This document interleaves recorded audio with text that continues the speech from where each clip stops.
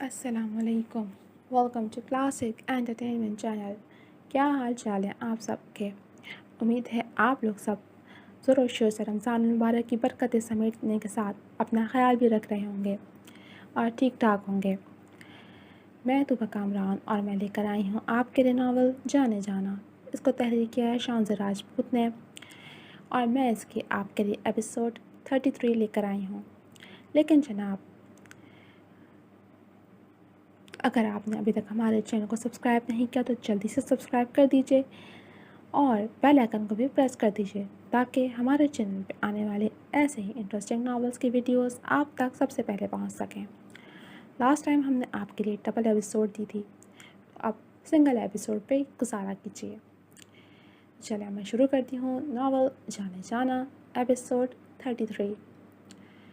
رات جس قدر وہ اس کے لیے پریشان تھی، اسے دیکھتے اس کے رویے میں اپنے آپ لچک آ گئی تھی، ورنہ وہ اب تک اس سے خفا تھا جس سے عائشہ بخوبی آشنا تھی.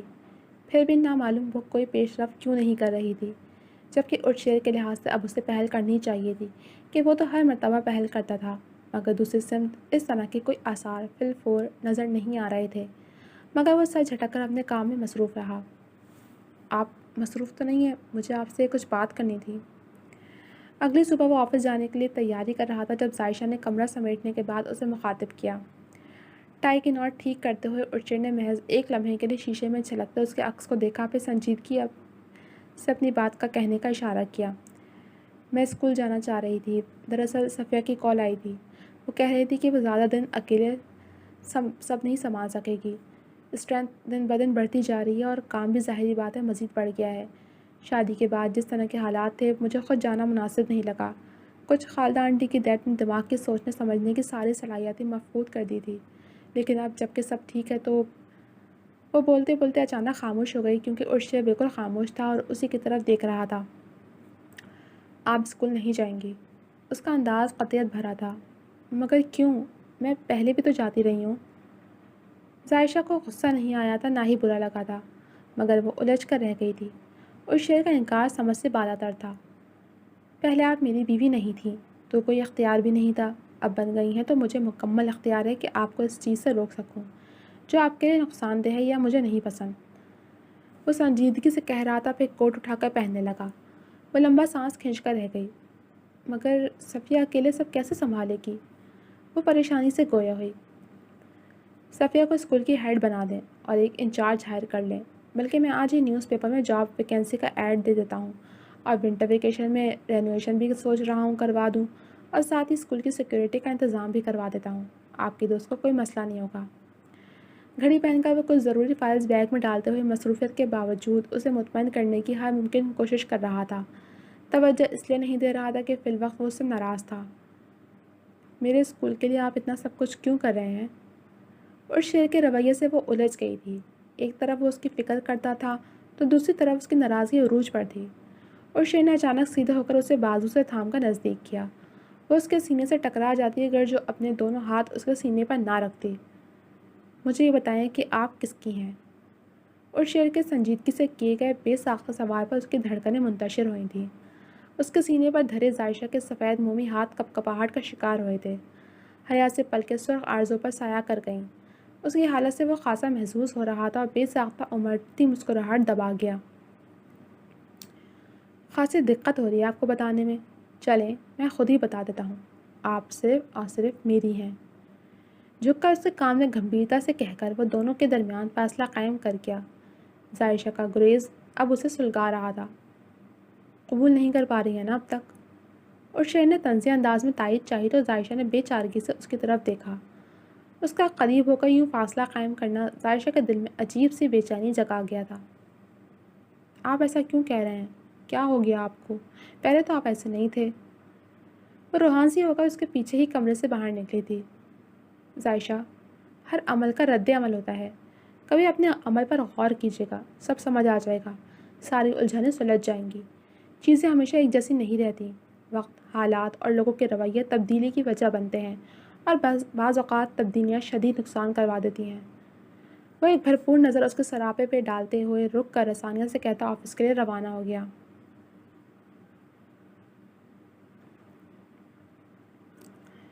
ساجدہ بیگم کو دوا دینے کے بعد ان کے سونے کا اطمینان کرتی وہ کمرے میں آئی تو بے اختیار اسے ذائشہ مزینہ کی کمی محسوس ہوئی۔ وہ اداسی سے مسکرا دی۔ پچھلے دنوں وہ دونوں اسی کمرے میں ٹھہری ہوئی تھیں تو ان کی عادت سی ہو گئی تھی۔ وہ کتنی ہی دیر سوچتی رہتی، مان موبائل کی رنگ ٹون پر اس کی سوچوں کا سلسلہ ٹوٹا۔ السلام علیکم۔ اسپیکر سے ابھرتی آواز پر پارس نے کان سے ہٹا کر نمبر دیکھا۔ کوئی انجان نمبر تھا۔ وعلیکم السلام، کیا میں آپ کو جانتی ہوں؟ ارے اتنی جلدی بھول گئیں، نوریز بات کر رہا ہوں۔ وہ حیران ہونے کی اداکاری کرتا بھرپور طریقے سے ہنس دیا۔ سہاب کا نمبر کیا بند تھا جو ادھر ٹرائی کر لیا؟ وہ طنزیہ لہجے میں گویا ہوئی۔ سہاب سے میری بات ہو چکی ہے، میں نے تو آپ سے بات کرنے کے لیے کال کی تھی۔ وہ دلچسپی سے بتانے لگا۔ آپ کے اور میرے درمیان ایسے تو مراسم نہیں کہ موبائل پر لیٹ نائٹ گفتگو کی جائے۔ وہ کاٹ دار لہجے میں گویا ہوئی۔ مراسم بھی بن جائیں گے، آپ بس اجازت دیں۔ وہ شوخی سے بولا تو پارس نے لب بھینچ لیے۔ کچھ بھی سخت سست کہہ کر میں ہمارے درمیان موجود تعلق کو ٹھیس نہیں پہنچانا چاہتی۔ آپ کے دیور ہونے کا لحاظ کر رہی ہوں، ورنہ اس فضول گفتگو پر میں دن میں تارے دکھانے کا ہنر رکھتی ہوں۔ آئندہ کال کرنے کی زحمت مت کیجیے گا، ورنہ مجھے شیر بھائی سے بات کرنے کی زحمت اٹھانی پڑ جائے گی۔ وہ سپاٹ لہجے میں اس کی طبیعت صاف کر کے فون بند کرتی سہاب کے کمرے میں گئی۔ نوریز نے سختی سے لب بھینچ لیے۔ دونوں بہنیں ایک جیسی ہیں، کٹھور اور سنگ دل۔ ایک نے بھائی کو چنے چبوائے تھے اور اب دوسری مجھے دن میں تارے دکھائے گی۔ وہ بڑبڑاتا ہوا بستر پر دراز ہو گیا۔ وہ ہلکی آواز میں کوئی میوزک شو دیکھ رہی تھی۔ اس طرح پارس کے کمرے میں آنے سے چونک گئی۔ کم سے کم بندے میں اتنے مینرز تو ہونے چاہیے کہ وہ کسی کے کمرے میں آنے سے پہلے دستک دے۔ سہاب کی ناگواری پر سے وہ ہرگز متاثر نہیں ہوئی۔ اپنے بھائی کے بارے میں کیا خیال ہے تمہارا؟ طنزیہ لہجے میں بولتی وہ نوریز کی کال ریکارڈنگ پلے کر چکی تھی، جو اس نے نوریز کے تعارف کے بعد ریکارڈ کرنی شروع کی تھی۔ سہاب نے ذائشہ پر اور شیر کے حوالے سے جو الزام لگائے تھے وہ بھولی نہیں تھی۔ سہاب ریکارڈنگ سن کر جی بھر کر شرمندہ ہوئی۔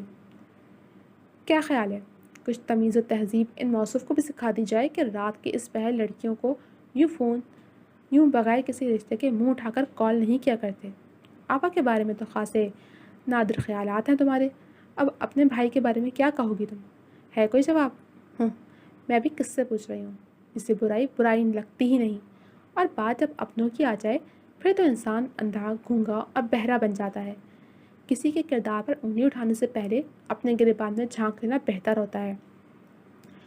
پتہ ہے صاحب، تمہارے بارے میں سب کچھ پتہ ہونے کے باوجود ہم نے کبھی تمہیں تانا نہیں دیا، تمہارے کردار پر وار نہیں کیا، بلکہ اپنا بھائی تمہارے حوالے کر دیا، جس کا کردار شیشہ اور بہتے پانیوں کی طرح صاف ہے۔ کبھی تم نے اپنا محاسبہ کیا ہے یا آئینے میں دیکھا خود کو؟ تم سفیر کے بھائی کے قابل ہو؟ بالکل نہیں۔ اس نے نفی میں افسوس سے کہتے گردن ہلائی۔ تم میرے بھائی کے قابل نہیں ہو۔ سب کچھ جانتے بوجھتے بھی وہ یہ رشتہ پورے خلوص سے نبھا رہے ہیں۔ اگر کہیں کوئی کمی ہے تو وہ تمہاری طرف سے ہے صاحب۔ اوپر والا تمہیں موقع دے رہا ہے تو اسے اویل کرو، کہیں یہ نہ ہو کہ نام و نہاد انا کے چکر میں اتنے پیارے شخص کو گنوا بیٹھو۔ وہ کہہ کر رکی نہیں تھی، کہنے تو نوریز کے بارے میں آئی تھی، مگر پھر کچھ سوچتے ہوئے اس نے بات کا رخ اس کی طرف موڑا۔ دونوں کے درمیان تناؤ وہ اکثر محسوس کرتی تھی۔ سفیر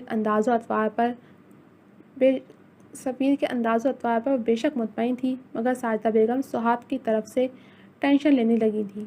انہیں لگا تھا وہ کچھ دن میں ٹھیک ہو کر ان کی چھوٹی سی فیملی میں گھل مل جائے گی، ان کے بیٹے کو وہ ساری خوشیاں دے گی جس پر سفیر کا حق ہے۔ مگر ادھر دھاک کے وہی تین پات تھے۔ صاحب ساکت بیٹھی اس کی باتوں کو سوچ رہی تھی۔ پارس کی باتوں سے اتنا بڑا دھچکا لگا تھا کہ وہ سنبھل نہیں سکی تھی۔ لبالب آنکھیں پانیوں سے بھر گئیں۔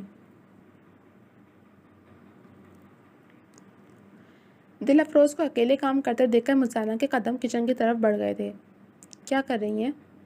رات کے کھانے کی تیاری کر رہی ہوں۔ ارتضیٰ کو دال پالک بہت پسند ہے، یہاں کے دیسی کھانے وہ بہت مس کرتے تھے۔ جب سے آئے ہیں تب سے فرمائش پر دیسی آئٹمز ہی بن رہے ہیں۔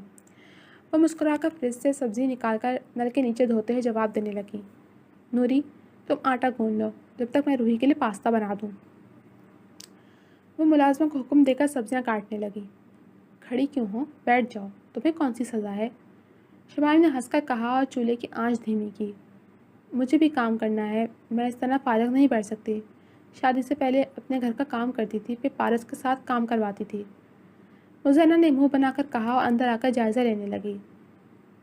بی بی جی، پہلی روٹی دیکھی ہے میں نے جو اپنی مرضی سے کام کرنے کا کہہ رہی ہے، ورنہ آج کل کے بہوؤں کو کام کا کہہ دو تو جھگڑ کر میکے جا بیٹھتی ہیں یا میاں کوئی بھڑکا کر الگ ہو جاتی ہیں۔ تھالی میں آٹا نکالتی 22 سالہ نوری بڑی دادی اماؤں کی طرح سمجھداری سے گویا ہوئی۔ مزینہ کا منہ کھل گیا جبکہ دل اور شمائم ایک ساتھ ہنس پڑیں۔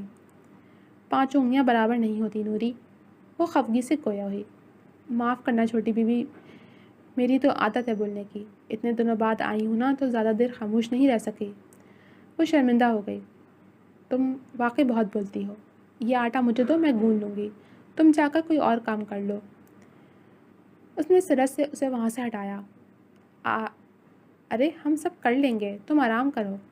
دل افروز نے اس کے ہاتھ سے تھالی لے لی۔ یہ میرا گھر ہے نا بھابھی، تو پھر مجھے بھی یہاں کام کرنے دیں۔ یقین کریں پورا دن بیٹھ کر میں پاگل ہو جاتی ہوں۔ اگر آپ مجھے گھر کا کام نہیں کرنے دیں گی تو میں باہر کام ڈھونڈ لوں گی۔ مزینہ نے بے چارگی سے کہتے آخر میں شرارتاً کہا تو دل اور شمائم اس کی آخر بات پر ہنس دیں۔ وہ آٹا گوندھنے لگ گئی تھی۔ شمائم کمرے میں جا چکی تھی۔ دل افروز روحی کو دیکھنے کی غرض سے کچن سے باہر نکل گئی۔ 8 بجے کا وقت تھا۔ خرم نے گاڑی پورٹیکو میں رکی اور کوٹ دائیں ہاتھ پر ڈالے اندرونی دروازے سے اندر آیا۔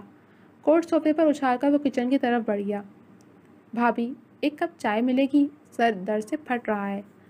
وہ جو اس کی جانب پش کے کھڑی آٹا گون رہی تھی، خرم کی آواز پر بے ساختہ پلٹی۔ دونوں کی نظریں چار ہوئی تھیں۔ بھابھی کمرے میں ہے، میں بنا دیتی ہوں چائے۔ ہاتھ دھو کر وہ اپنے دوپٹے سے خشک کرتی پین میں چائے کا پانی رکھنے لگی۔ پتی تیز نہیں پیتا میں، اور لائٹ سے سالٹ ڈال دینا، وہ سنجیدگی سے کہہ کر پلٹا۔ مجھے پتہ ہے، دیکھے لہجے میں کہتے اس نے خرم کی پشت کو گھور کر نظریں پھیر لیں۔ اور کیا کیا پتہ ہے تمہیں؟ وہ پلٹ کر اس کے نزدیک چلا آیا اور اسے دونوں کندھوں سے تھام کر گھمبیر آواز میں کہا، کنویں کے نزدیک پیاسا رہنا کس قدر مشکل ہوتا ہے یہ کوئی اس سے پوچھتا۔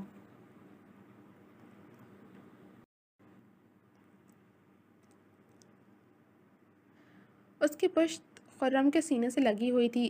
دونوں کے دل ایک ساتھ دھڑک رہے تھے۔ خاموشی میں دھڑکنوں کے سنگم نے راگ الاپے تھے، فسوخیز لمحوں میں جیسے کسی نے سحر پھونکا تھا۔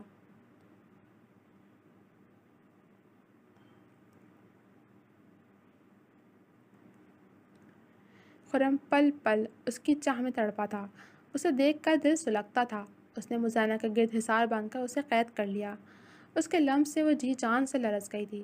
پلکوں میں ارتاز سا برپا ہوا، سردی سے سرخ ہوتے گالوں پر حیا شفق کی لادی بن کر اتری تھی۔ کس قدر ظالم ہونا تم، پہلے اپنے سحر میں جکڑا، پھر مجھے خود سے محبت کرنے پر مجبور کر دیا، اتنا کہ میں نے تمہیں اپنی زندگی میں شامل کر لیا، مگر میں پھر بھی خالی ہاتھ ہوں۔ تم لا حاصل کیوں بن گئی ہو مزینہ؟ تھکتی نہیں ہو ظلم کر کر کے؟ وہ دھیرے دھیرے اس کے سماعتوں کی لڑیوں میں شکووں کے موتی پرو رہا تھا۔ اس کی بال ایک طرف کرتے اس نے گردن پر اپنا دہکتا ہوا لمس چھوڑا۔ وہ ضبط کھونے لگا تھا۔ مزینہ نے نم آنکھوں سے تھک کر سر اس کے کندھے پر گرا کر آنکھیں مول لیں۔ اس ہرجائی کے الزام بھی سر آنکھوں پر تھے۔ لا حاصل تو آپ بن گئے ہیں میرے لیے، وہ کہہ نہ سکی۔ شاید نہیں، مگر میں تھکنے لگا ہوں۔ تمہارے ظلم سہنے کی طاقت نہیں رہی مجھ میں۔ تم سب کچھ بھول کر میرے پاس کیوں نہیں آ جاتی ہو؟ خرم نے اسے اپنے سامنے کیا۔ اس وقت وہ خود بھی شدید مضطرب تھا۔ کنویں کے پاس رہ کر پیاسے رہنا بڑا کمال ضبط تھا اس شخص کا۔ مزینہ نے اس کے بڑے ہوئے ہاتھوں کو تھام لیا۔ وہ نم آنکھوں سے اس کی آنکھوں میں ہلکورے لیتے جذبات دیکھ رہی تھی۔ میں تو آپ کے پاس ہوں، آپ ہی مجھ سے دور چلے گئے ہیں، وہ نم لہجے میں گویا ہوئی۔ تم بھول جاؤ سب کچھ، میں بھی بھول جاتا ہوں، ہم نئی زندگی شروع کریں گے۔ تمہیں جو چاہیے میں دوں گا، اچھا گھر، گاڑی، اچھا لائف اسٹائل، سب کچھ۔ انہی سب چیزوں کی خاطر تم نے میرے جذباتوں سے کھیلا تھا نا، میں تمہیں معاف کرتا ہوں، جبکہ تمہاری غلطی ناقابل تلافی ہے۔ مگر وہ کہتے ہیں نا کہ محبت اندھی ہوتی ہے، محبت میں محبوب کے عیب نہیں دکھتے، اور پھر اس بلڈی بلال سے کہیں زیادہ ہینڈسم ہو۔ وہ اذیت سے مسکرایا۔ مزینہ تھک رہ گئی۔ اس کا دل کسی نے بری طرح مٹھی میں لے کر مسلا تھا۔ خرم کے ہاتھوں پر اس نے گرفت نرم کر دی۔ بےحد اجنبی نگاہوں سے اس نے خرم کو دیکھا۔ اس کی بدگمانی دور نہیں ہوئی رہی۔ وہ تو سمجھی تھی کہ خرم کو اس کی باتوں کا یقین آ گیا ہے، مگر نہیں۔ ستارہ جہاں کا بویا بیج اگر تناور درخت نہیں بنا تھا تو اس کی جڑیں ختم بھی نہیں ہوئی تھیں۔ وہ خرم کے ساتھ سب کچھ بھلا کر آگے بڑھنے کو راضی ہو بھی جاتی، مگر اپنی انا، اپنا غرور، اپنے ضمیر کا کیا کرتی جو اسے ہمہ وقت ملامت کرتے، اور خرم وہ بے شک وہ سب بھولنے کو تیار تھا، لیکن ایک پھانس جو چپ گئی تھی وہ کبھی نہ نکلتی۔ اس کے دل میں اس کا وہی خاکہ رہتا جو ستارہ جہاں نے بنا کر پیش کیا تھا۔ مرد ذات بھی کتنی شکی ہوتی ہے نا۔ اس نے زور زور سے نفی میں سر ہلایا اور جھٹکے سے اپنے ہاتھ کھینچے، اور دونوں ہاتھ اس کے سینے پر رکھ کر اسے پیچھے دھکا دے کر وہ بھاگتی ہوئی وہاں سے چلی گئی۔ خرم کو ہوش آیا تو وہ بھی دیوانہ وار اس کے پیچھے بھاگا۔ اس کے تیور ہرگز اچھے نہیں تھے۔ اس نے واش روم سے خرم کی شیونگ کٹ سے بلیڈ نکالا تھا، تب تک خرم بھی کمرے میں پہنچ چکا تھا۔ خبردار جو آگے بڑھے۔ اس کے ہاتھ میں بلیڈ دیکھ کر خرم کا رنگ اڑا تھا۔ یہ کیا کر رہی ہو تم؟ لگ جائے گا، پھینکو اسے نیچے۔ وہ دبا دبا سے چیخا۔ نہیں، پہلے میری ساری باتیں مانو پھر۔ میں تمہاری ساری باتیں ماننے کو تیار ہوں، تم پلیز اسے دور پھینکو۔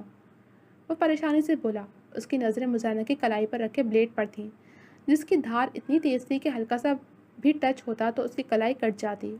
اس نے دھیرے دھیرے قدم مزینہ کی طرف بڑھانے شروع کیے۔ میں نے کہا نا وہیں رک جاؤ، تمہیں سمجھ نہیں آ رہی نا؟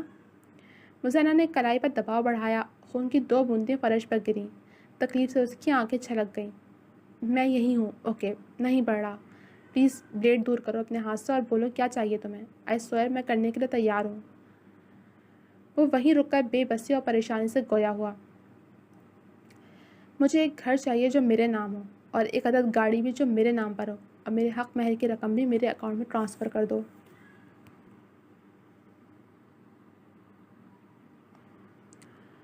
بلیڈ اب بھی کلائی پر تھا۔ درد کی شدت کو ضبط کیے وہ کہہ رہی تھی۔ خرم نے منہ پر دونوں ہاتھ پھیر کر خود کو کمپوز کیا۔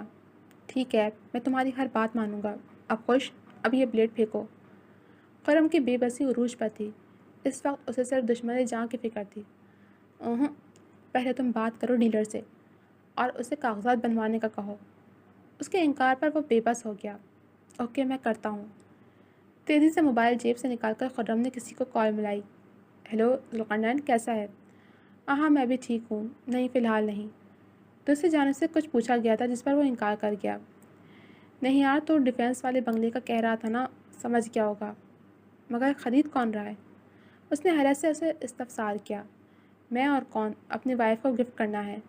خرم نے اذیت سے مزینہ کی سمت دیکھا جس کا چہرہ کسی بھی تاثر سے پاک تھا۔ ٹھیک ہے، میں پیپرز ریڈی کرواتا ہوں، تو 1-2 روز میں چکر لگا لے۔ اس نے ایک ہاتھ سے فون کان سے لگائے جبکہ دوسرے ہاتھ سے داڑھی کھجائے سوچ کر جواب دیا۔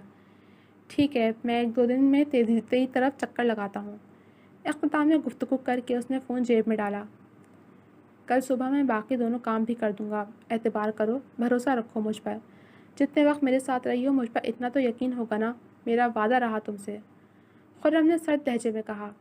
یاد رکھنا، تم نے وعدہ کیا ہے، اب مکرے تو مزینہ جان سے جائے گی۔ بلیڈ ایک طرف پھینک کر وہ آنسو رگڑتی ٹھوس لہجے میں بولی۔ وعدہ توڑنا میری سرشست میں نہیں ہے۔ میڈیکل باکس نکال کر وہ اس کا ہاتھ تھام چکا تھا جسے مزینہ نے بے دردی سے جھٹک دیا۔ تم جانتے ہو مجھے تم سے محبت نہیں تھی، تمہاری زندگی میں شامل ہونا صرف ایک سوچا سمجھا پلان تھا۔ وہ اس تحسائیہ انداز میں مسکرائی۔ مجھے ایک اچھے لائف اسٹائل کی ضرورت تھی، میں نے زندگی بہت سسک کر گزاری ہے، تمہاری صورت میں مجھے ایک اچھا شکار ملا تھا، اوپر سے میری طرف تمہارے جھکاؤ اور بڑھتے قدموں نے سونے پر سہاگے والا کام کیا تھا۔ مجھے خواہش نہیں تھی تمہارے ساتھ کی، صرف حسرت تھی کہ میں بھی اتنی ٹھاٹ باٹ والی زندگی گزاروں۔ محبت کے بغیر زندگی گزر جاتی ہے مگر ان آسائشوں کے بنا نہیں۔ اس نے نفی میں گردن ہلائی۔ چونکہ تم میرے لیے آسان ہدف تھے اسی لیے تمہارا انتخاب کیا، اور مجھے اپنے کیے پر ذرا بھی پچھتاوا نہیں ہے۔ افسوس تمہیں سب کچھ پہلے ہی پتہ چل گیا۔ خیر، یہ بھی اچھا ہی ہوا۔ سپاٹ لہجے میں کہتے وہ سفاکیت کی ہر حد پار کرنے کو تھی۔ خرم نے سختی سے لب بھینچ لیے۔ اس کے ارمانوں کا محل بھر بھری ریت کی مانند بکھر گیا تھا۔ خرم نے تھک ہار کر اسے قبول کرنے کا سوچا تھا۔ جو بھی تھی، جیسی بھی تھی، وہ اس کی پہلی محبت تھی اور شاید آخری بھی، مگر مزینہ نے خرم کے قدم بڑھنے سے پہلے ہی روک دیے تھے۔ وہ کتنی ہی دیر تک اسے دیکھتا رہا، پھر ایک دم میڈیکل باکس وہیں چھوڑ کر لمبے لمبے ڈگ بھرتا کمرے سے نکل گیا۔ پیچھے وہ چہرہ ہاتھوں میں گرائے پھوٹ پھوٹ کر رو دی۔ پیپرز ختم ہوئے تو اس نے شکر کا سانس لیا۔ اعجاز صاحب نے اسے اپنے ایک دوست کے آفس میں وزٹ کرنے کو کہا تھا۔ آج وہ انہی کی طرف گیا تھا۔ وہ خود اسے اپنے دوست سے ملوانے لے گئے تھے۔ وہاں اعجاز صاحب سے اس کی ذہانت اور محنتی ہونے کے قصے سن کر وہ صاحب خاصے متاثر ہوئے اور اسے اپنے طارق روڈ والی گاڑیوں کے شو روم کے لیے مینیجر منتخب کر لیا۔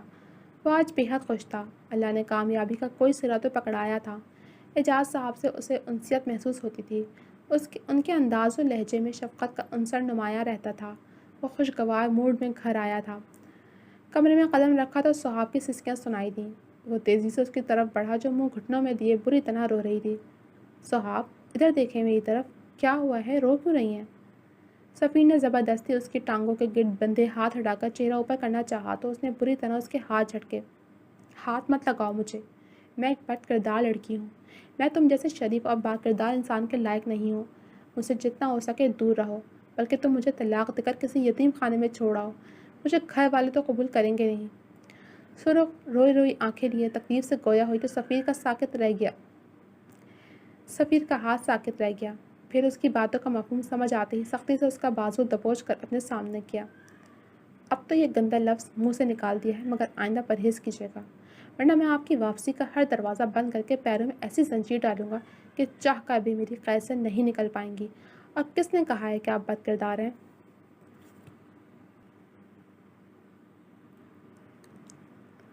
درست لہجے میں کہتے وہ جواب طلبی کرنے لگا تو صاحب نے رخ موڑ لیا۔ رات کے اندھیرے میں غیر محرم کے پیچھے گھر سے بھاگنے والیوں کو بد کرداری کہا جاتا ہے۔ وہ تلخی سے بولی تو سفیر نے لب بھیجے۔ اس داغ کو دھویا بھی تو جا سکتا ہے۔ اللہ نے توبہ کا دروازہ کھلا چھوڑ رکھا ہے۔ آپ سچے دل سے مانگیں تو صحیح، وہ ضرور نوازے گا۔ وہ سنجیدگی سے مگر نرم لہجے میں اس کے گال پر ہاتھ رکھ کر گویا ہوا۔ خدا بھی تب تک معاف نہیں کرتا جب تک انسان معاف نہ کرے۔ وہ پرشکوہ نم لہجے میں بولی، آنکھیں دھندلا سی گئیں۔ آپ کو کیوں ایسا لگتا ہے کہ آپ سب سے خفا ہیں یا کسی نے آپ کو معاف نہیں کیا؟ آپا سے آپ ٹھیک سے ملتی نہیں، پارس سے آپ کی بنتی نہیں، امی سے بھی آپ بس ضرورت کے تحت بات کرتی ہیں۔ یہاں سب محبت کے پیاسے ہیں۔ آپ ایک قدم بڑھائیں گی تو وہ آپ کی طرف 4 قدم بڑھائیں گے۔ ہم غریب محبت کے دھنی لوگ ہیں، جتنی چاہے سمیٹ لیں۔ وہ قدرے نرم پڑا تھا۔ میں تمہاری بات کر رہی ہوں۔ وہ اس کا کالر دبوچ کر زچ ہو کر نم آنکھوں سے چیخی۔ اس کے انداز و اطوار چیخ چیخ کر بتا رہے تھے کہ وہ تھک چکی تھی، بکھر چکی تھی، اور کم سے کم سفیر اسے اب بکھرنے نہیں دینا چاہتا تھا۔ اس نے صاحب کی کمر میں بازو حائل کرتے اسے قریب کیا۔ وہ رونا بھول گئی، اس کی قربت پر سرخ پڑ گئی۔ میری معافی برداشت کر سکیں گی؟ اس کی اور جھک کر گھمبیر لہجے میں بولتے ہوئے اس کی دھڑکنیں بے ترتیب کر گیا۔ برداشت تو تمہاری بیگانگی، اجنبیت اور لاتعلقی بھی نہیں ہوتی، مگر پھر بھی کر رہی ہوں۔ وہ نظر اٹھا کر بولی، سوچ لیں، گزارا کر لیں گی اس 2 ٹکے کے کار میکینک کے ساتھ، جس کے پاس نہ تو آپ کے شایان شان رہنے کی جگہ ہے، نہ ہی گاڑی اور دیگر آسائشیں۔ اس کی ٹھوری 2 انگلیوں کی مدد سے اونچی کرتا وہ پرتپش لہجے میں مستفسر ہوا تو اس کے سینے سے سر ٹکا کر رو پڑی۔ ہر چیز کے بغیر رہ سکتی ہوں، مگر اس کار میکینک کے بغیر نہیں۔ بہت فضول انسان ہو تم، اپنا عادی بنا کر ہی دم لیا۔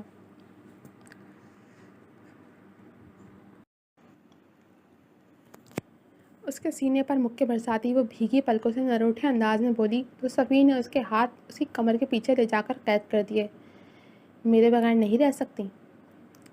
سفیر نے جھٹکے سے اسے قریب کیا کہ اس کی سانسوں کی تپش اسے جھلسانے لگی۔ صاحب نے نفی میں گردن ہلائی۔ سفیر نے اس کے لبوں پر کھلتی مسکراہٹ اپنے لبوں پر چن لی اور زور سے اسے خود میں بھینس لیا۔ صاحب نے اسے دور دھکیلنا چاہا تو تنبیہ کرتی نظروں سے دیکھتا اس کی مزاحمت بند کروا گیا۔ جتنی مزاحمت کریں گی اتنی شدت بڑھ جائے گی، so be careful for next time. اس کی پیشانی پر لمس چھوڑتے وہ فریش ہونے کے لیے پیچھے ہٹا تو صاحب نے اس کا بازو تھام لیا۔ تم نے مجھے معاف نہیں کیا؟ وہ اسے امید بھری نظروں سے دیکھ رہی تھی۔ کل رات بھرپور طریقے سے معاف کروں گا، آج تو بہت تھکا ہوا ہوں۔ اتنا نہیں ہو سکا کہ شوہر تھکا آ رہا آیا ہے تو اسے کھانے کا پوچھیں، کچھ نہیں تو پیاس ہی بجھا دو۔ وہ ذو معنی لہجے میں بے باکی سے کہتا اسے ٹوکتا ہوا نفی میں سر ہلانے لگا تو وہ خوف زدہ ہو کر کچن کی طرف بڑھ گئی۔ جی تو جناب، اب تک کے لیے صرف اتنا ہی۔ کیسی لگی آپ کو یہ ایپیسوڈ؟ امید ہے پسند آئی ہوگی۔ کمنٹ سیکشن میں اپنی رائے کا اظہار ضرور کیجیے گا۔ جلد ملوں گی آپ سے اگلے ایپیسوڈ کے ساتھ، تب تک کے لیے اللہ حافظ۔